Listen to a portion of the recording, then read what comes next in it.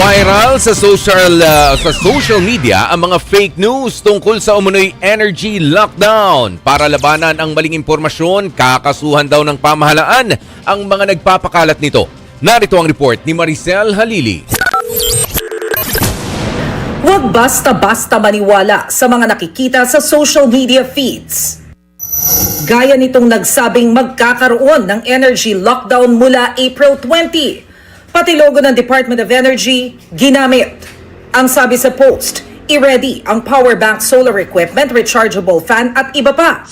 Meron ding version niyan na naka-artificial intelligence. High-tech ang panloloko. Pinaghahanda po ang lahat na posibleng i-lockdown ang Pilipinas dahil sa mababa. Pero, fake news yan. Imbento lang. Ito pang isang viral.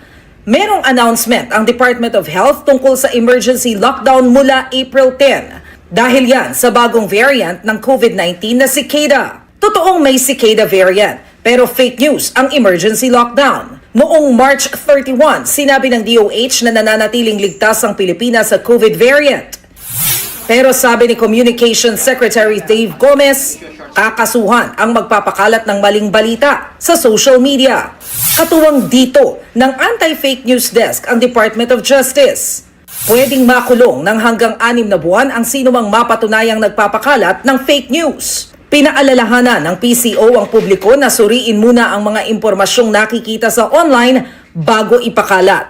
Dapat i-verify muna ito kung talagang nanggaling sa official government channels. Nagbabalita mula sa Frontline, Maricel Halili, News 5. Mga kapatid, ako po si Ruth Cabal. Dito tayo sa totoo, dito tayo sa True FM.